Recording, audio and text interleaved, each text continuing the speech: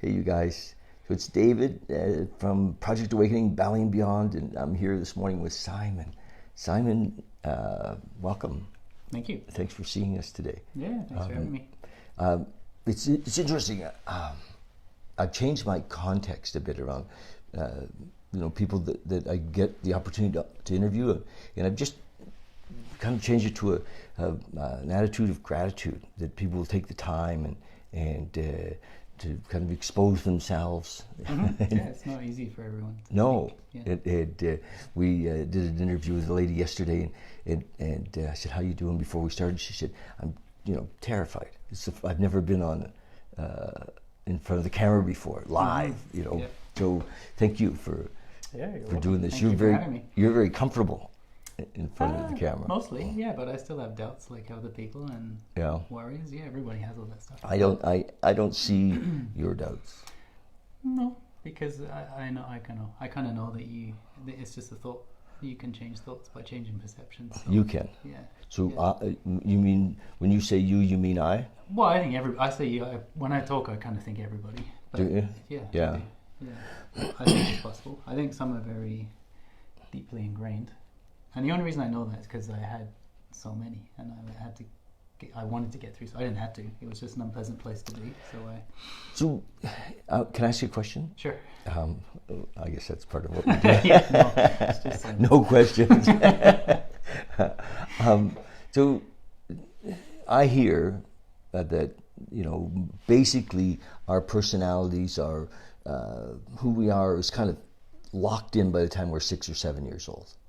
That we've been set. If we were brought up in a traumatic home, or if we were brought up in uncertainty or violence, or we were brought up in that we're colored that way. If we were brought up in fear, or that we're really it's in the fiber of our existence, I believe that through conscious exploration, through study, through knowledge, through meditation, we can change, but it seems very incremental. Like I've been at this for 40 years, and I've come to the realization that some of the basic stuff is still there, and it comes out in this idea. I was brought up in a home that was it was a bit rough. Like an alcoholic home, and I was number 4 out of 5, and so my mom, God bless her, there wasn't a lot of attention paid, and I was kind of on my own from a very, very early age, and so that stuff, though, even though I've done tons of work, to become who I am, it still seems to be in the fiber of me. Yeah. And I think it probably still serves you. Mm-hmm. I think it probably still serves you. It does. It is a big.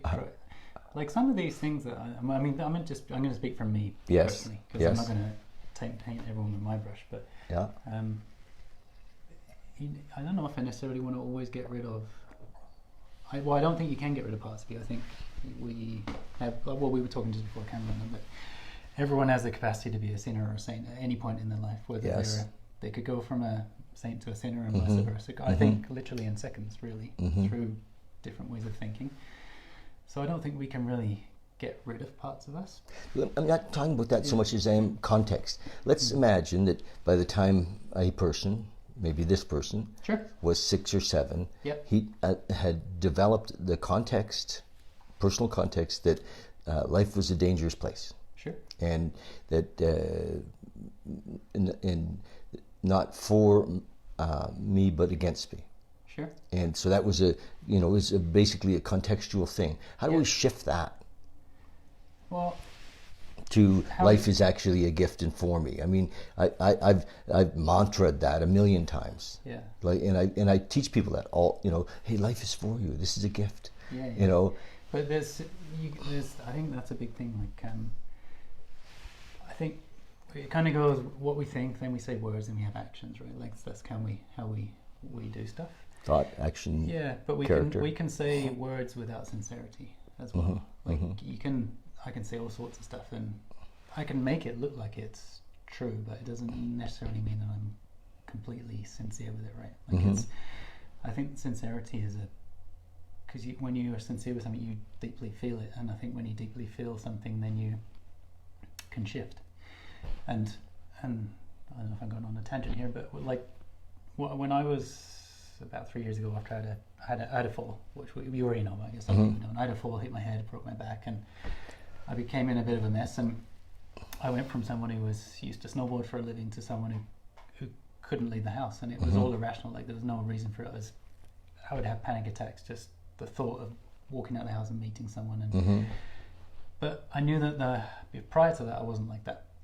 So this was something that had developed, but it wouldn't go away. Like I was trying all sorts of stuff to get rid of it and change it and shift it, but it wouldn't go away. But part of me knew that it was something that developed. So it felt inherent in that physically it felt so real. It was pretty real, yeah. But I knew that it wasn't there before. And I see other people that don't have it. So I knew that there was a way to get somewhere else. So that my journey was to try and find how to get to the other place as quick as possible.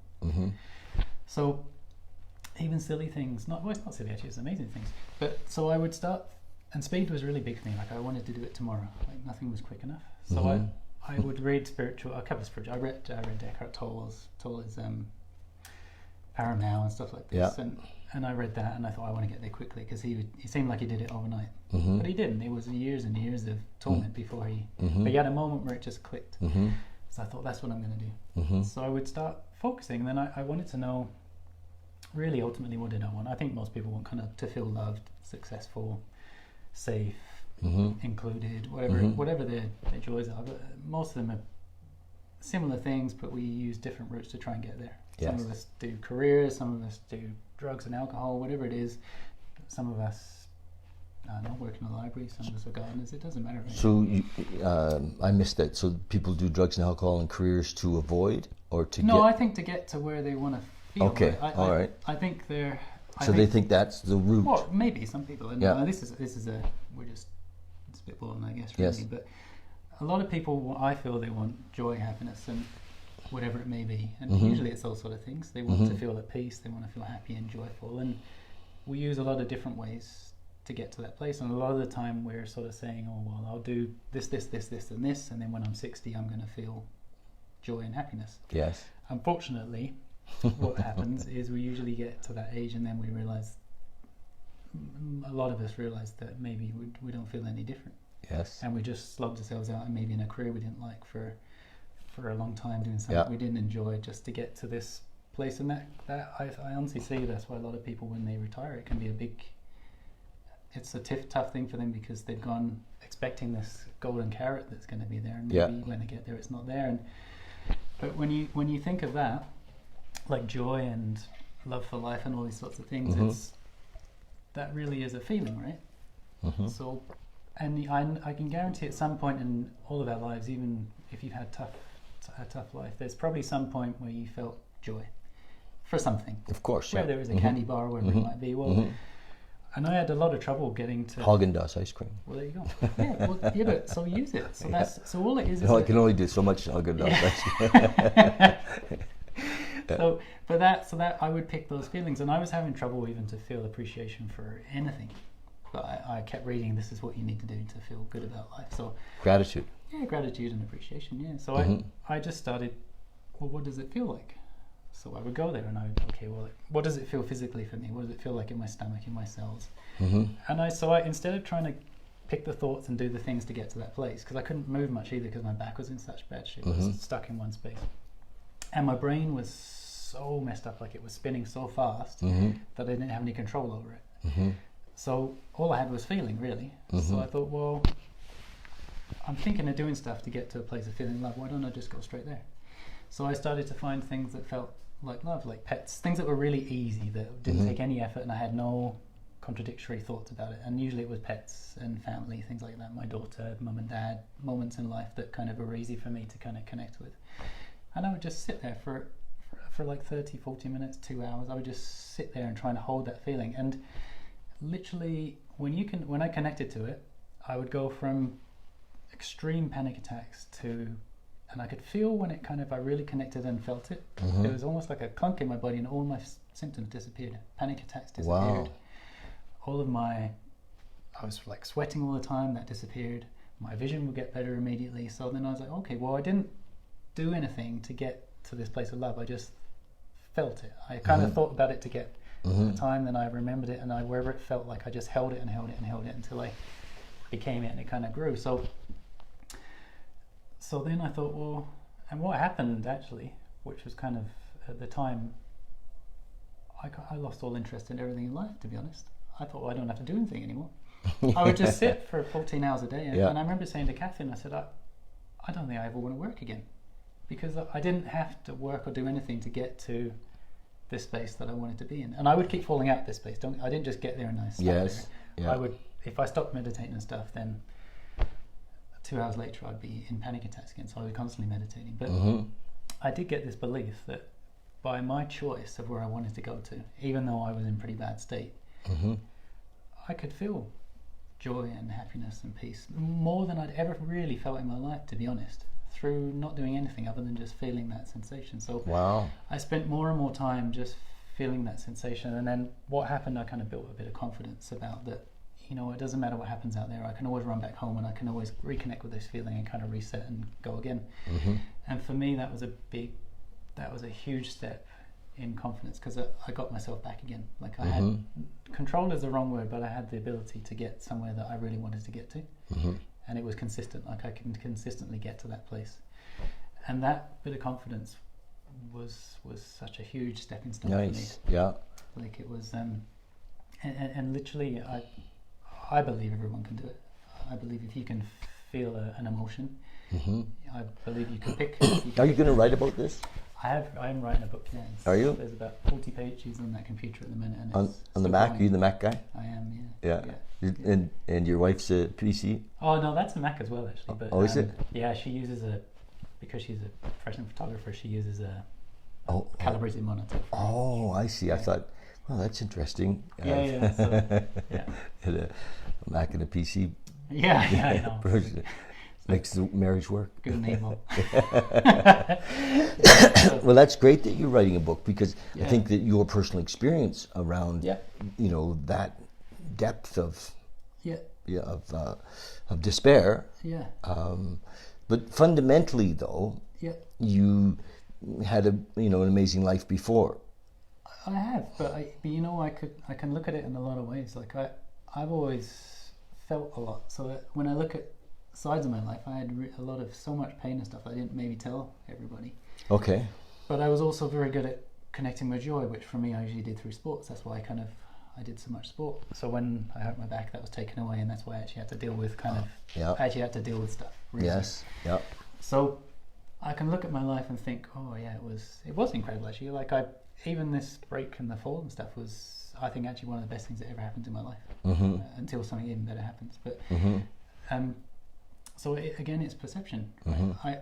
I could look at everything in my life and think it was terrible. I could have been driving Bentley convertibles my whole life, but I could still think it was awful, or I could think it was amazing. Of course, right? So, so when I look back, I don't feel that my life was harder or easier than anybody else's. But at times, my perception of my life was really tough, and some of it was amazing. But I always had the inclination to always want to feel better. So you're feeling connected to a sense of joy and love. Yes. And what about what we call spirituality? Yes. Which is, many things to many people. It is, yeah. But how do you sense any connection with divinity? Any connection with, is there divinity? Is there a God? Is there?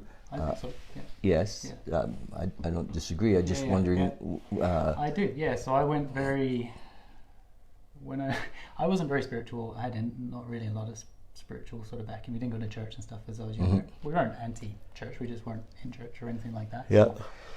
So, so I didn't really have anything. So that was one of the greatest things of my fall, is that I started looking at stuff like that. And so I went way into that. I was looking at everything I could get my hands on, and I was believing tons of it, right? Like, and I still do, and I still. You're having I an still experience of it, though. Yeah, I mean, there's one thing to read about it and believe that it. Oh yeah, that, no, I was you know, I was seeing things, and yes. things were happening. Uh-huh. People were coming to the home that I didn't know.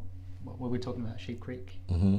right? There was Patrick that connected us. Yes. Came to my house to buy a coffee urn. Yes. That day, I would probably have one of the best meditations I'd had for a long time, and we met and connected, and he was that. That's how you met? Yeah. He came I was buy selling a... a coffee urn because Yes. I was incapacitated. I was just trying to sell stuff just to give me something to do each day, and Yeah. he came to the house and bought this coffee urn for I think $60, I think it was, which was a good deal. Yeah. It would never been used actually. Yeah. So we chatted, and then we kind of, but when he came in, there was just a clunk. Like I just felt this like boom when I met him, and he's like that anyway. Patrick's an amazing person. Yes, he He is. has a great energy about him. Yeah. But there was something very particular about that meeting. Yeah. And I remember thinking, okay, this is something. And I didn't know what it was. And I kept bumping into him at community. Yeah.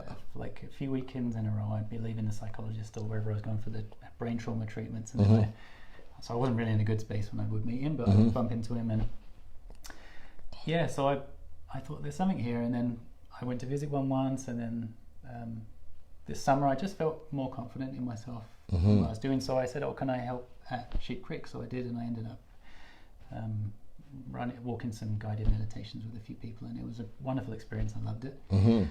And then shortly after that, I said, well, I'd like to speak again, and then I'm going to be speaking there again in the fall with a bunch of other people, which is about love and appreciation and the power of healing, basically, from those two emotions and feelings. Mm-hmm.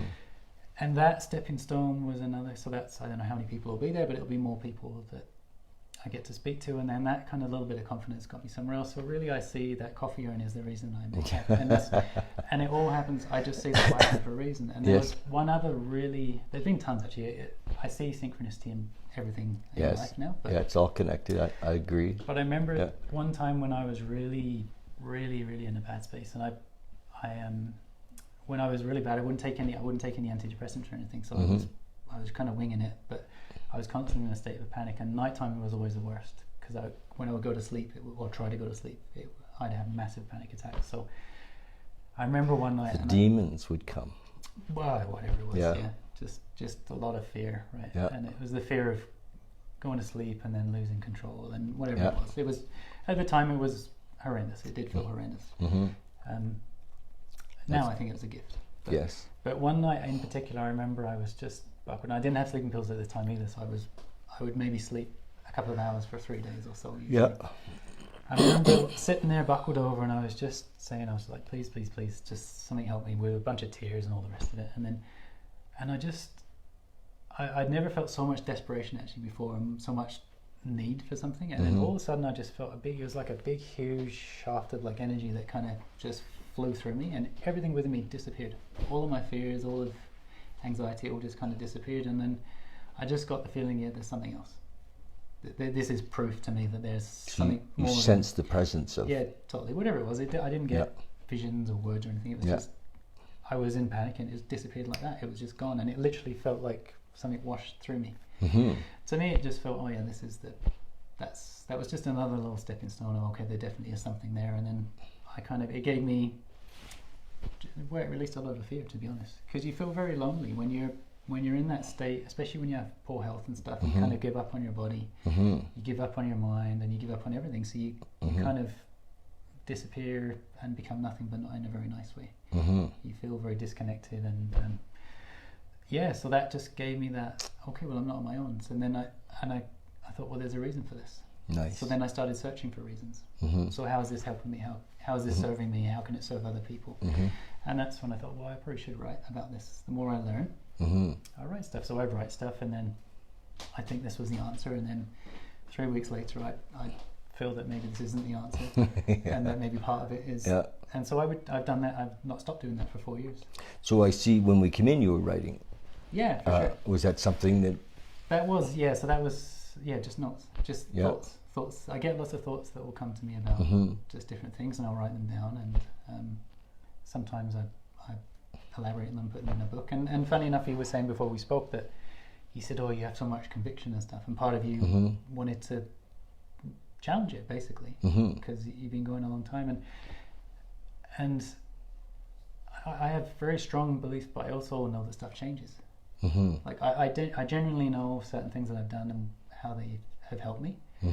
But in 6 months, I might change my perception and my views on how this can help others. And that is my experience. That there's been in my life. I mean, I've read hundreds of books. And I've been with a multitude of teachers, and many times in my life, I've been like, well, this is the way.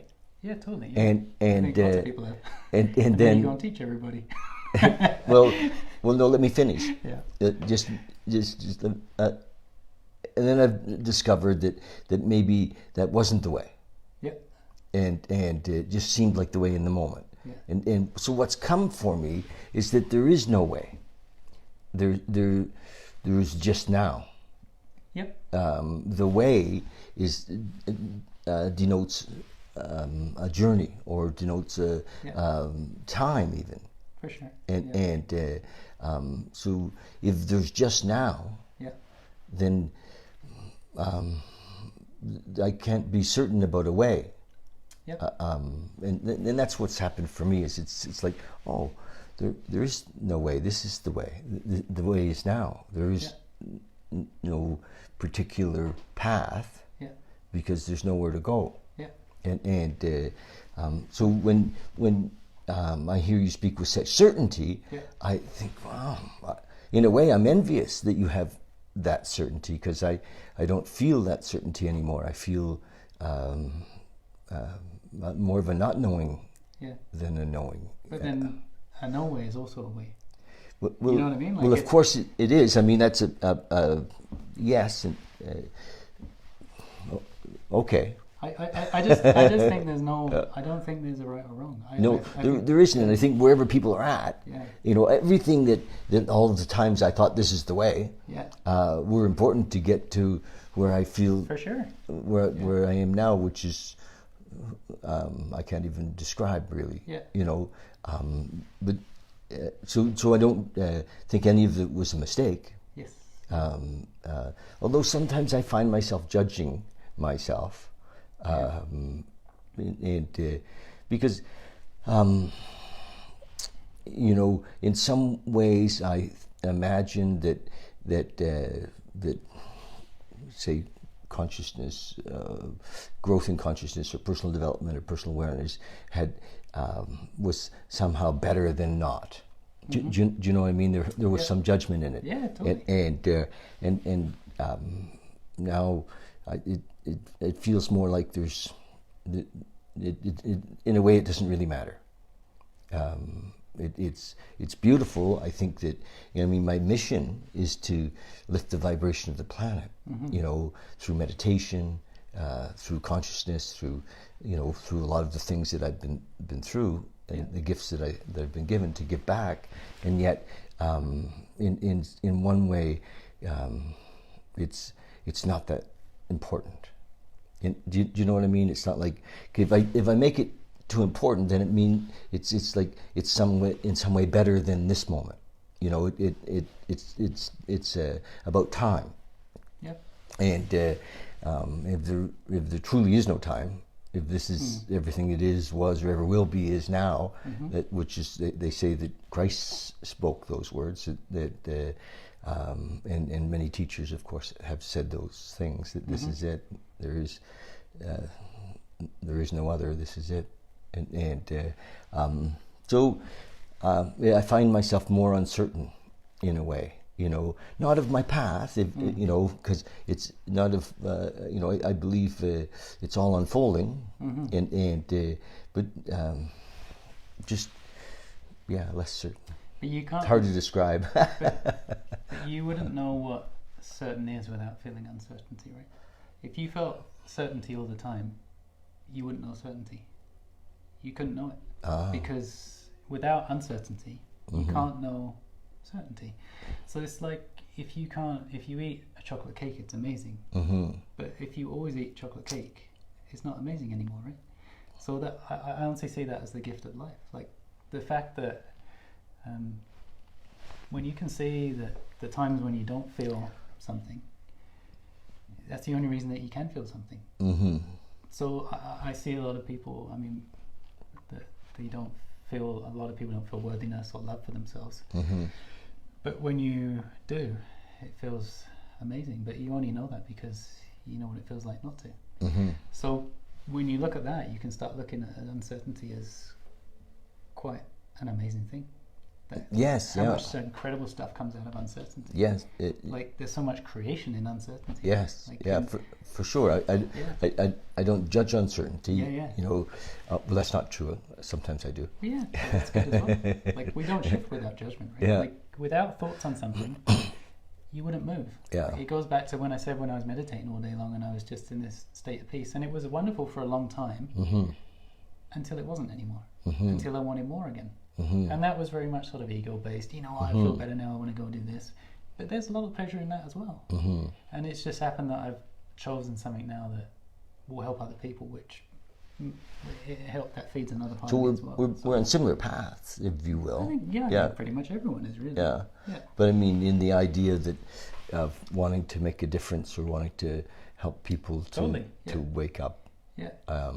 You know, the difference I might make for someone someday is that they disagree with me so strongly that guy knows nothing, that they go and create something themselves, or they speak to someone else who really connects with them. Yes. Like I it's impossible to connect with everybody. No, and I believe. I think it's important to shake people up a little. It is, yeah, and sometimes we do that without even knowing. Without intention. And if you look on a divine sort of a perspective, well, maybe we're kind of like puppets a little bit in that regard. It's like sometimes, you know, when we're around someone who's very angry and all of a sudden you feel angry, right? Like you're kind of vibing off of them and you know, so but your anger towards them may be the thing that helps them shift to greater things, right? Like maybe you're the last person that they scream at because that's the one that really... It's like, holy shit. Maybe woke them up, Maybe that's the one thing. Yeah. You don't know. Like I think that when you try and control and try and know everything, it's really quite maddening.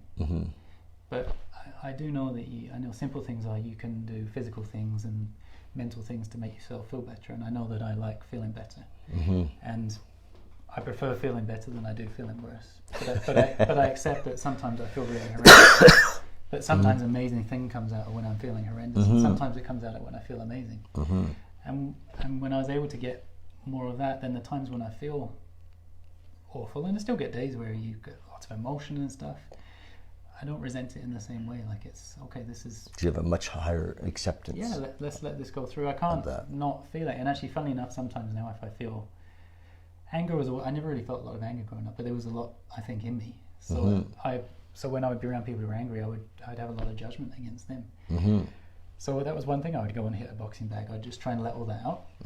And then I remember one point I said, well, I'm just going to try and hold everybody's anger, which I think is a Buddhist thing. Actually, they teach that sort of stuff as well. That if you feel anger, just try and hold all the anger in the world in yourself. Every person, so no one else has anything, and try and cram it all into your body. When you do that, a lot of times, if you really crack it, your whole body just goes, because you're not resisting it anymore. Yes. You're not seeing it as this terrible thing. You are it. Yeah. And it's a lot of our pain, I think, comes from separation, especially between people. Like we separate ourselves from and make judgments, and there's a lot of great things that come out of that judgment, but there's also, you have to accept that suffering and stuff can come out of it as well. And when you can kind of see yourself in others, that's amazing as well. Yeah. That's a big gift for me when I was literally, I felt going mad. Actually, I was with my wife the other day. We were downtown, and there was a guy there, a homeless guy, and he was just losing it really, and he was people were watching, and I felt uncomfortable. Everyone felt uncomfortable.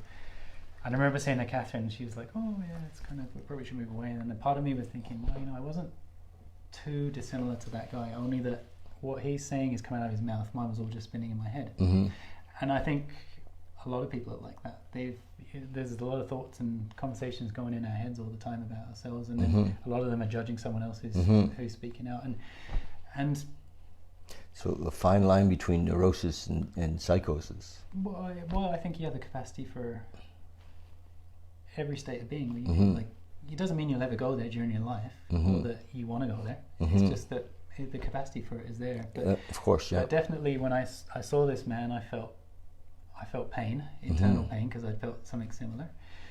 But the other thing that used to come out would be a sort of a resentment towards that guy. But Yeah. now because I'd had a similar sort of experience, but just Mhm. internally, Mhm. I kind of was, oh, you know what, I had some acceptance towards it, right? Like Mhm. that we weren't too different at some point, at some moment in time, and then when you do that, your body and mind just kind of, the separation goes. It Yes. doesn't mean that you want to be like something. It's just Mhm. you remove the separation. When there's no separation, there's nothing to resist. Mhm. And like most stress is either something that we want that we don't have, or something that we don't want that we think that we do have. Mhm. So if you can, Or something that we have we don't want to lose. yeah. So Yes. if you change your perception of that you can't lose it, and that like if beauty is important to you, and there's a lot of different types of beauty. There's beauty in all sorts of different types of things, flowers and people and personality and eyes, and it's just a perception, and that's why people can change in a blink of an eye. If you can look at something with a different perception, you can change your way of thinking. And if you change your way of thinking, you can change. I think you can change the world if that's your goal, or you can just live in more peace. Well, incrementally, of course, we do Yeah. change the world. Yeah, I think Yeah. so. Did you read any Hawkins? David Hawkins. I haven't, no. We talked about You Hawkins have a lot, before. I Yeah, know. and it's just that because Hawkins has his scale. Yes. And he just did such a great job of showing where we're at energetically, Yeah. vibrationally, Yeah. and that one man lifting his vibration Yeah. literally lifts the whole world. Oh, I do believe it. Yeah. But he did all the work, you know, measuring Yeah, for vibration using kinesiology and muscle testing, and, Cool. and Yeah. I encourage you to, because I think you know it, if you're going to speak publicly, and more and more Yes. in that, Yeah. and corporately, and having some evidence For sure. Yeah. Totally. is helpful, Yes. and your own experience is very helpful. I've been listening a lot to Joe Dispenza lately. Yeah. Yeah. He's pretty cool, Yeah, and cool guy, and yeah. Joe's got tons of evidence. Yes. And he's got scientific evidence and experiential evidence, and he tells stories of other people, anecdotal. How do you say antidote? You're telling a story about Anecdote. Anecdote of Between the three of us, there's a genius. and I'm really enjoying Joe lately, and everything that he says, I've studied over the years, and he's put it all together. Yeah. And it's been pretty cool to experience. He opens some doors. He's connected with a lot of people that wouldn't connect normally. Yes. Yeah. Some people need a lot of proof, right?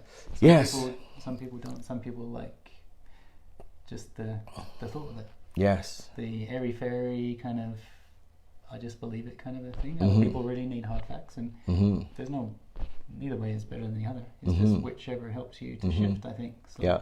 I remember not that many years ago when Deepak was kind of big, and he had lots of evidence as well. Spiritually based evidence,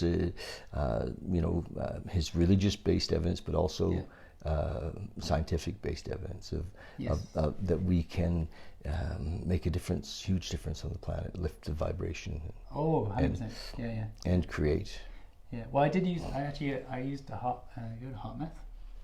It's they have a thing called an M wave, and it's an M wave. Yeah, it's basically it gives you biofeedback. So when your heart rate variability moves a lot, you're usually in a relaxed state, and when it goes quite sort of rigid, that's usually when we're in a tense state. So this little guy, you put it on your ear, and it measures your heart rate variability compared with breathing. Wow.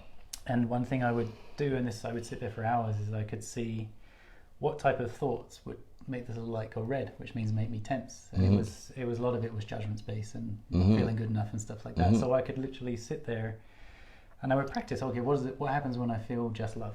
Like what would happen to this? And it would go bing, green light. What if I feel like indifference and stuff like this? And it would kind of go in between. I want one of those. It's really cool. So I would sit for hours because it would focus my mind, which was I needed at the time. But it's an amazing thing, and HeartMath, the company, I think they're in Boulder, Colorado. Joe Dispenza used their technology to do all his research. Yeah, Oh, it's really? super cool. Yeah, it's amazing actually. That's James, you guys, who's here with us this morning behind the camera and sharing our videos, and also super plugged into all the same stuff that we're talking about. So I just wanted to introduce James from behind the camera. Yeah. So Joe uses the same technology. Yeah. HeartMath Institute in Boulder. Yeah. It's amazing. They've shown like incredible things. Actually, I think one study, and don't quote me on it, but I think it was they had a strand of DNA in a beaker, and they got someone to get themselves in a state of love and appreciation, and to send that energy towards the beaker, and they witnessed a change in the DNA in the beaker. So they're showing like that we create vibrations and waves of energy, and so maybe we can't see them on camera or something like that at the moment. Maybe they can, I don't know, but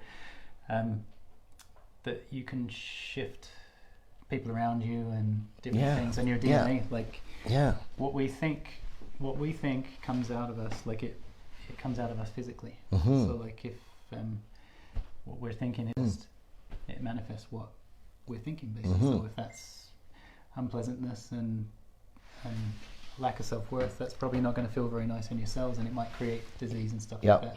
And I think Dr. Dispenza speaks a lot about. Get wrapped up. Okay. Cool. All right. We have James is our timekeeper too. Thanks. So, a couple of quick things. Yes. You're speaking at Sheep Creek. I am. Yeah. But that's sold out, isn't it? It is. Yeah. It's. I think the last few of them. I think there's 200. I think they have 200 or 250 spaces, and it's been sold out. It's amazing. It's an incredible thing, and the people running it are amazing. But yeah, I'll be speaking there on the last day.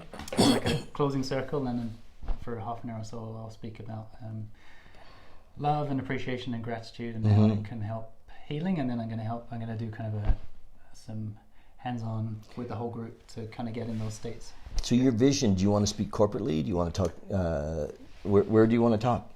Maybe somebody who's watching will... Definitely. I mean, there's an aspect to it from a performance standpoint, which I think would work in the corporate world, in the like people being more at peace at work, so they can make more rational decisions, and they don't basically live off emotion and take less sick days. There's a lot of stuff there, but I don't know if I want to pigeonhole. Anybody I can talk to. Okay. I'm quite happy. How do people get in touch with you? Do you have a website?